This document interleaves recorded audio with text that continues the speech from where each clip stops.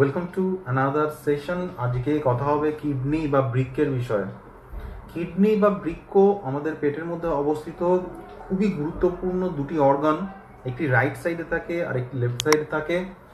এই কিডনি আমাদের অ্যাকচুয়ালি অ্যাবডোমেনের মধ্যে থাকে, যে স্থানকে বলা হয় রেট্রোপেরিটোনিয়াম, অর্থাৎ পেটের পিছনের দিকে থাকে।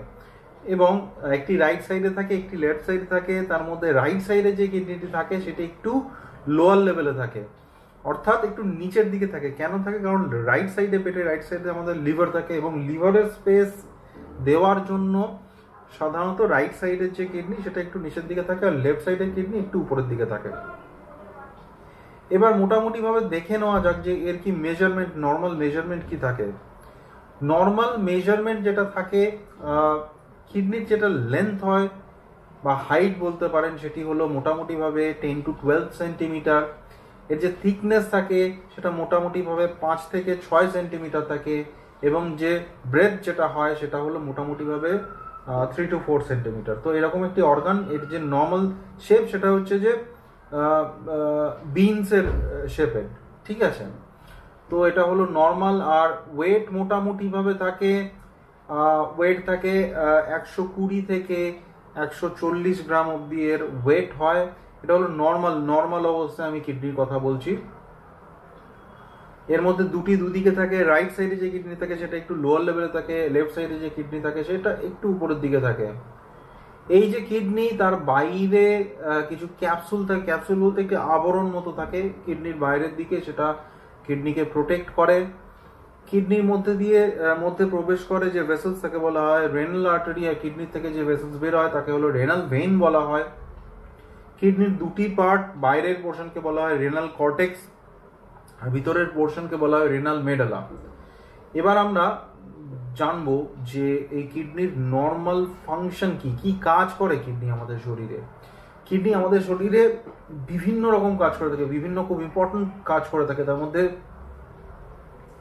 একটি কাজ হলো আমাদের শরীরে ওয়াটার ব্যালেন্স মেনটেন করা। ওয়াটার ব্যালেন্স মেনটেন করা বলতে বোঝায় যে শরীরে পর্যাপ্ত পরিমাণে জলের পরিমাণ কন্ট্রোল করা, যাতে এটা জলের পরিমাণ খুব বেশি বেড়ে না যায় অথবা জলের পরিমাণ কমে না যায়। সেকেন্ড হচ্ছে শরীর থেকে বিভিন্ন বর্জ্য পদার্থ নির্গত করে শরীরকে সুস্থ রাখা, খুব ইম্পর্টেন্ট একটি ফাংশন কিডনির। এছাড়াও কিন্তু কিডনির আরো বেশ কিছু ফাংশন আছে।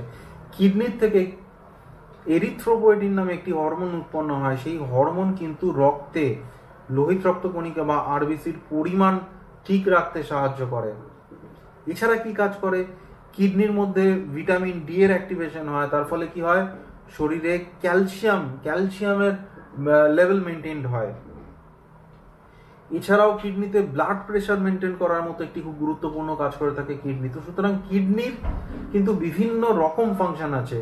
কিডনি একদিকে যেমন বিভিন্ন বর্জ্য পদার্থকে শরীর থেকে নির্গত করছে, অপরদিকে কিন্তু এটি শরীরের মধ্যে বিভিন্ন রকম ইম্পর্টেন্ট কেমিক্যাল তৈরি করছে, যেমন এরিথ্রোপয়েটিন তৈরি করে ব্লাড ফর্মেশনে সাহায্য করছে।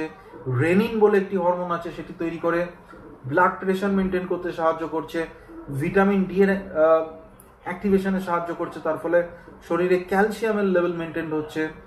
তো এরকম বিভিন্ন রকম কাজ করে থাকে কিডনি। এবং সব থেকে ইম্পর্টেন্ট হচ্ছে শরীরে যে জলের পরিমাণ সেটাকে মেনটেন করতে সাহায্য করে।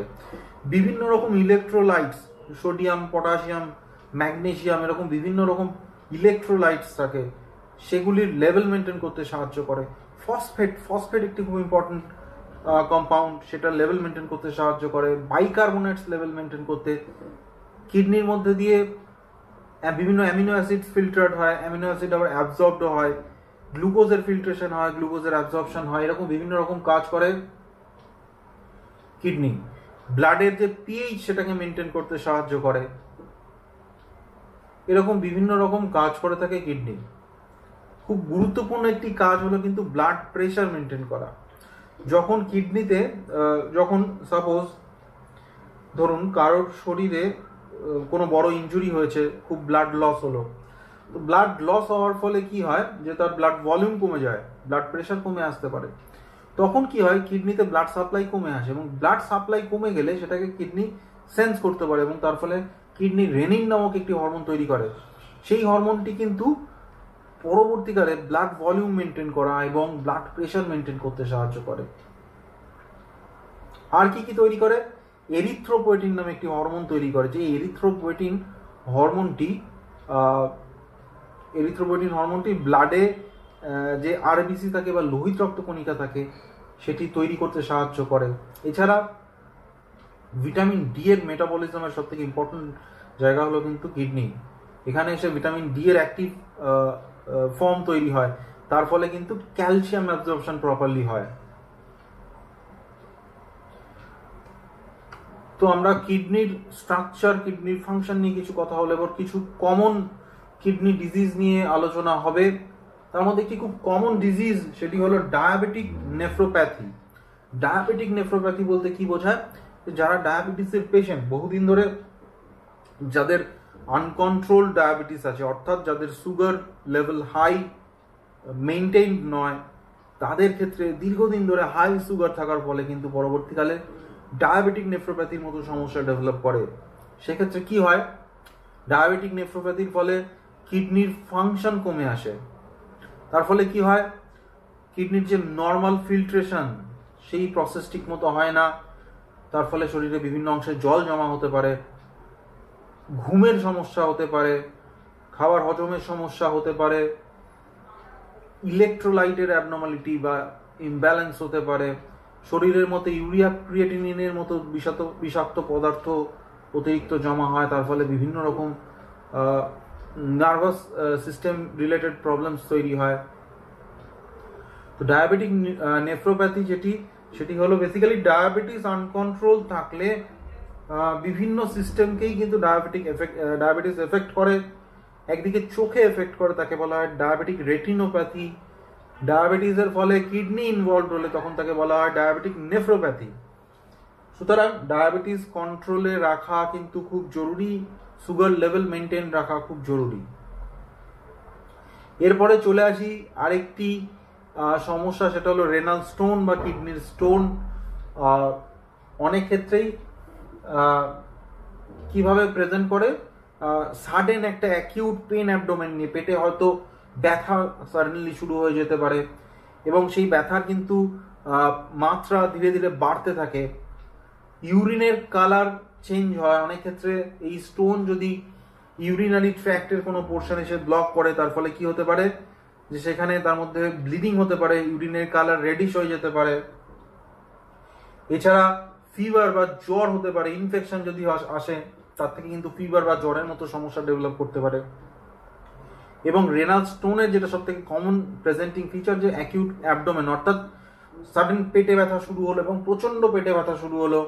হ্যাঁ, সাধারণত পেটের সাইডের দিকে বা সামান্য পিছনের দিকে ব্যথা হতে পারে, অথবা তলপেটেও যদি স্টোন এসে ইউরিনারি ট্র্যাক্টের কোনো পোর্শনকে ব্লক করে, তার জন্য কিন্তু অন্যান্য জায়গাতেও বিশেষ করে লোয়ার অ্যাবডোমেনেও কিন্তু পেন হতে পারে। এছাড়া আরেকটি কিডনির সমস্যা হচ্ছে কিডনির ইনফেকশন। কিডনির ইনফেকশন হতে পারে অনেক ক্ষেত্রে ইউরিনারি ব্লাডার বা ইউরিনারি ট্র্যাক্টের কোনো ইনফেকশন উপরের দিকে উঠে এসে কিডনিকে ইনফেক্ট করতে পারে, যার ফলে পাইলোনেফ্রাইটিসের মতো কন্ডিশন ডেভেলপ করতে পারে, যেখানে কিডনির মধ্যে পাস ফর্ম করতে পারে। তার থেকে ফিভার হতে পারে, ফিভার পেইন হতে পারে, ইউরিনের সঙ্গে পাস আসতে পারে, এরকম বিভিন্ন রকম কিন্তু সমস্যা হতে পারে ইউরিনের ইনফেকশনের ক্ষেত্রে। আরেকটি কন্ডিশন হলো রেনাল ফেলিওর। রেনাল ফেলিওর সাধারণত acute renal failure, chronic renal failure এইভাবে ভাগ করে। অ্যাকিউট রেনাল ফেলিওর বলতে বোঝায় যে যেখানে সাডেন অনসেট ফেলিওর হচ্ছে। ক্রনিক রেনাল ফেলিওর বলতে দীর্ঘদিন ধরে ধীরে ধীরে কিডনির ড্যামেজ হচ্ছে। হাইড্রোনেফ্রোসিস বলে কিডনির আরেকটি কন্ডিশন আছে, যেক্ষেত্রে কি হয় যে কিডনির মধ্যে যদি কিডনির থেকে যে ইউরেটার বা গোবিনী যাকে বলা হয়, যার মাধ্যমে ইউরিনারি ব্লাডারে আসে এবং তার থেকে পরবর্তীকালে শরীর থেকে নির্গত হয়, তো সেইখানে যদি কোনো অবস্ট্রাকশন হয় অথবা ইউরিনারি ব্লাডারে কোনো অবস্ট্রাকশন হলো, এই কোনো যদি অবস্ট্রাকশন হওয়ার জন্য ইউরিনে ব্যাক ফ্লো বাড়তে থাকে, ইউরিনের ব্যাক ফ্লো বাড়ে হচ্ছে কিডনিতে, তার ফলে কি হয় কিডনির ভিতরে যে ক্যালিসিয়াল সিস্টেম বা রেনাল পেলভিস আছে সেগুলি আস্তে আস্তে ধীরে ধীরে ডায়ালেট করতে থাকে এবং তাতে কিডনির যে প্যারেনকাইমাল স্ট্রাকচার সেগুলি আস্তে আস্তে ড্যামেজ হতে থাকে। তো এটি হলো হাইড্রোনেফ্রোসিস, ইউজুয়ালি ডেভেলপ করে কিডনির কোনো স্টোন দিয়ে যদি অবস্ট্রাকশন হয়, অথবা কোনো জায়গায় কোনো স্ট্রিকচার হয়, অথবা কোনো জায়গায় যদি কিডনির যদি ইউরিনারি ট্র্যাক্টের কোনো পোর্শনে যদি কোনো টিউমার জাতীয় কোনো কিছু থাকে, তার ফলেও কিন্তু এই ধরনের সমস্যা ডেভেলপ করতে পারে। এছাড়া কিডনির টিউমার ডেভেলপ করতে পারে, কিছু বিনাইন টিউমার ডেভেলপ করতে পারে, কিছু ম্যালিগন্যান্ট টিউমার ডেভেলপ করতে পারে। ম্যালিগন্যান্ট টিউমারের মধ্যে একটি খুব কমন টিউমার হলো রেনাল সেল কার্সিনোমা। এছাড়া কিডনিতে বিভিন্ন রকম মেডিকেল সমস্যা হতে পারে, তার মধ্যে একটি নেফ্রোটিক সিনড্রোম বলে একটি কন্ডিশন আছে, যেক্ষেত্রে কি হয় যে কিডনির মাধ্যমে অতিরিক্ত পরিমাণে প্রোটিন লস হতে থাকে, অর্থাৎ রক্তের যে অতিরিক্ত প্রোটিন সেগুলি বেরিয়ে যায় ইউরিনের মাধ্যমে। সেক্ষেত্রে প্রোটিন ধরে রাখতে পারে না ব্লাড, তার ফলে বিভিন্ন রকম সমস্যা হয়, শরীরে বিভিন্ন স্থানে জল জমে, কোলেস্টেরল লেভেল বেড়ে যায়, ওয়েট গেইন হয়, দুর্বলতা, ফ্যাটিক, ইনফেকশন হওয়ার চান্স বেড়ে যায়। তো এরকম বিভিন্ন রকম সমস্যা কিন্তু ডেভেলপ করতে পারে।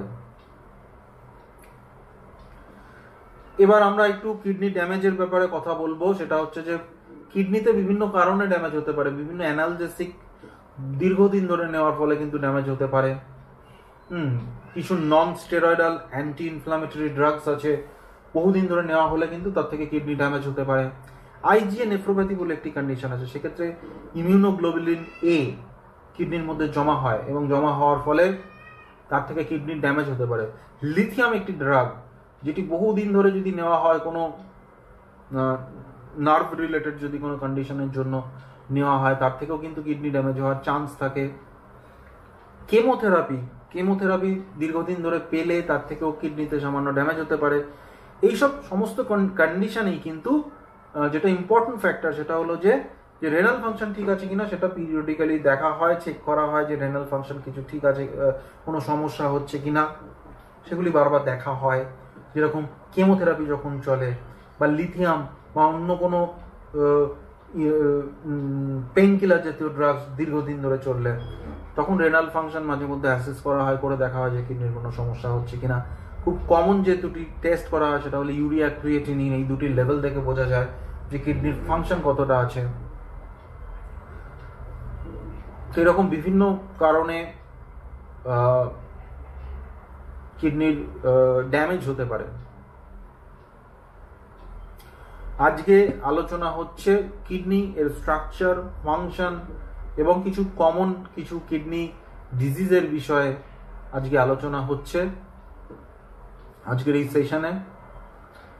তো যারা নতুন এই মুহূর্তে জয়েন করছেন তাদের জন্য বলে রাখি যে কিডনি আমাদের পেটের মধ্যে অবস্থিত রেট্রোপেরিটোনিয়াম অর্থাৎ পেটের পিছনের দিকে অবস্থিত খুব ইম্পর্টেন্ট দুটি অর্গান, যার একটি রাইট সাইডে থাকে, একটি লেফট সাইডে থাকে। রাইট সাইডে যেটি থাকে একটু নিচের দিকে থাকে, কারণ রাইট সাইডে লিভার থাকার জন্য সেটা একটু নিচের দিকে থাকে। কিডনির মোটামুটি ভাবে ডাইমেনশন যেটা হয়, হাইটে এটা মোটামুটি 10 to 12 সেন্টিমিটার, এটার থিকনেসে 5 to 6 সেন্টিমিটার, আর ব্রেথ মোটামুটি ভাবে 3 to 4 সেন্টিমিটার এরকম থাকে। ওজন মোটামুটি 120 থেকে 140 গ্রামের মধ্যে হয়। কিডনির খুব ইম্পর্টেন্ট কিছু ফাংশনের মধ্যে একদিকে যেরকম শরীরে ওয়াটারের ব্যালেন্স মেনটেন করা, অপরদিকে বিভিন্ন রকম বর্জ্য পদার্থ শরীর থেকে নির্গত করা, তার সাথে বিভিন্ন রকম কেমিক্যাল তৈরি করা, যার মধ্যে এরিথ্রোপয়েটিন যা আরবিসি তৈরি করতে সাহায্য করে। এছাড়া রেনিন নামে একটি হরমোন তৈরি করে যা ব্লাড প্রেশার মেনটেন করতে সাহায্য করে, ভিটামিন ডি এর অ্যাক্টিভেশনে সাহায্য করে। তো এরকম বেশ কিছু ইম্পর্টেন্ট কাজ আছে, সেগুলি এই কিডনির মাধ্যমে সম্পন্ন হয়। এবার একটু দেখব যে বিভিন্ন কিডনির যে ডিজিজ, যে সমস্যা, রোগগুলি আছে তাতে কি কি ধরনের সিমটমস থাকে। প্রথমে জানিয়ে রাখতে চাই যে এই যে সিমটমসগুলি নিয়ে আমি কথা বলছি সেগুলি কিন্তু আরো অনেক কন্ডিশনই হতে পারে। শুধুমাত্র যে কিডনির রোগ হলেই হয় এমন নয়, অন্য কোনো কন্ডিশনেও কিন্তু এরকম সিমটমস থাকতে পারে।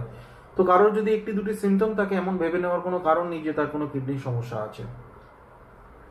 এর মধ্যে যদি একাধিক সিমটম দীর্ঘদিন ধরে থাকে তো ডেফিনেটলি সেক্ষেত্রে আপনার উচিত আপনার নিয়ারেস্ট ফিজিশিয়ান যিনি আছেন, যে ডক্টর আছেন, তার সাথে কনসাল্ট করা, এবং দরকার হলে তিনি সেখানে কিছু টেস্ট, কিছু ইনভেস্টিগেশন করতে পারেন, করে আপনার কিডনির ফাংশন ঠিক আছে কিনা সেটা তিনি দেখতে পারেন।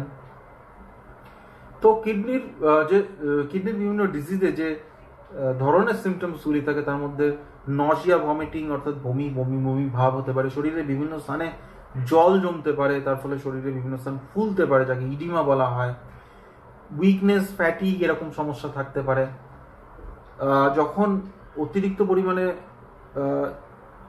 বর্জ্য পদার্থ যখন ব্লাডের মধ্যে জমা হয়, যখন কিডনির মাধ্যমে সেগুলি ফিল্ট্রেশন সেগুলি ঠিকঠাক না হয়, তখন বিভিন্ন রকম সমস্যা হতে পারে। স্লিপের অ্যাবনর্মালিটি আসতে পারে, কনসেন্ট্রেশন অর্থাৎ কোনো কিছুতে ফোকাস করার অ্যাবিলিটি কমে আসে, মাসেল ক্র্যাম্পসের মতো সমস্যা ডেভেলপ করতে পারে, সোয়েলিং হতে পারে, বিভিন্ন পেরিফেরাল অর্গানে সোয়েলিং হতে পারে, পেটে জল জমতে পারে, বুকের মধ্যে জল জমতে পারে, ইভেন চেহারায় ফেসের মধ্যেও কিন্তু সেখানে যে টিস্যু আছে সব টিস্যু তার মধ্যে জল জমা হতে পারে। ব্লাড প্রেশারের অ্যাবনর্মালিটি হতে পারে, ব্লাড প্রেশার বেড়ে যেতে পারে। তো এরকম বিভিন্ন রকম সমস্যা ডেভেলপ করতে পারে কিডনির ডিজিজের ক্ষেত্রে। এবার একটু দেখে নিই যে কিডনির ডিজিজগুলি কি কি কারণে হয়ে থাকে, কিডনির যে সমস্যা কি কি কারণে মেইনলি হয়। তার মধ্যে খুব কমন যে কারণ সেটি হলো কিন্তু আনকন্ট্রোলড ডায়াবেটিস। ডায়াবেটিস যদি কন্ট্রোলড না হয়, দীর্ঘদিন ধরে আনকন্ট্রোলড ডায়াবেটিস থাকে, তার ফলে কিন্তু ডায়াবেটিক নেফ্রোপ্যাথির মতো সমস্যা ডেভেলপ করতে পারে, যেটিতে কিন্তু কিডনির ড্যামেজ হয় এবং তার ফলে কিন্তু বিভিন্ন রকম সমস্যা তৈরি হয়। সেকেন্ড হচ্ছে যদি ব্লাড প্রেশার আনকন্ট্রোল থাকে, বহুদিন ধরে আনকন্ট্রোল হাই ব্লাড প্রেশার আছে, তার থেকেও কিন্তু কিডনির ড্যামেজ হতে পারে। নেক্সট একটি কন্ডিশন হচ্ছে গ্লোমেরুলোনেফ্রাইটিস। গ্লোমেরুলোনেফ্রাইটিস হচ্ছে এমন একটি কন্ডিশন যেক্ষেত্রে কিডনির মধ্যে ইনফেকশন, ইনফ্লামেশন হয়। কিডনির যে বেসিক স্ট্রাকচার যাকে বলা হয় নেফ্রন, সেই নেফ্রনের বিভিন্ন পার্টে ড্যামেজ হতে পারে। এই গ্লোমেরুলোনেফ্রাইটিস বহুদিন ধরে থাকার ফলে কিন্তু তার থেকে কিডনি ড্যামেজ হতে পারে। ইন্টারস্টিশিয়াল নেফ্রাইটিস, সেক্ষেত্রে এটিও একটি টাইপের কিডনির ইনফেকশন, ইনফ্লামেশন, সেক্ষেত্রেও কিন্তু দীর্ঘদিন ধরে থাকলে কিডনি ধীরে ধীরে ড্যামেজ হতে পারে। Polycystic kidney disease. Polycystic kidney disease হচ্ছে এমন একটি কন্ডিশন যেক্ষেত্রে কিডনির মধ্যে একাধিক সিস্ট তৈরি হয়, ছোট ছোট ফোলা অংশ তৈরি হয়, যার মধ্যে কিছু থাকে না, ফাঁকা জায়গা থাকে, এবং এই সিস্ট থেকে কিন্তু ধীরে ধীরে পরবর্তীকালে রেনাল ড্যামেজ হতে পারে। Prolonged obstruction of urinary tract, কোনো ইউরিনারি কোনো স্টোন যদি ইউরিনারি ট্র্যাক্টের যদি কোনো পোর্শনে এসে ব্লক করে, তার থেকে কিন্তু ধীরে ধীরে কিডনির ড্যামেজ হতে পারে এবং সেক্ষেত্রে কিন্তু পরবর্তীকালে ক্রনিক কিডনি ডিজিজ ডেভেলপ করতে পারে।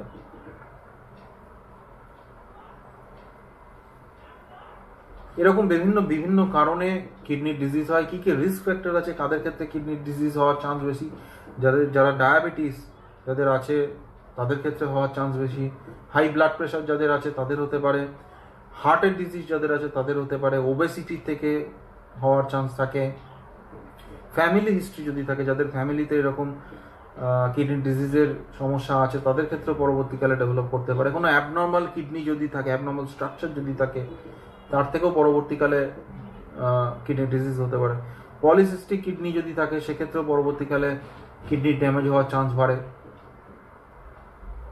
এবার এই কিডনি যেহেতু বিভিন্ন রকম কাজ করে থাকে, সুতরাং কিডনি যখন সমস্যা হয় তখন বিভিন্ন সিস্টেমের ইনভলভমেন্ট হয়।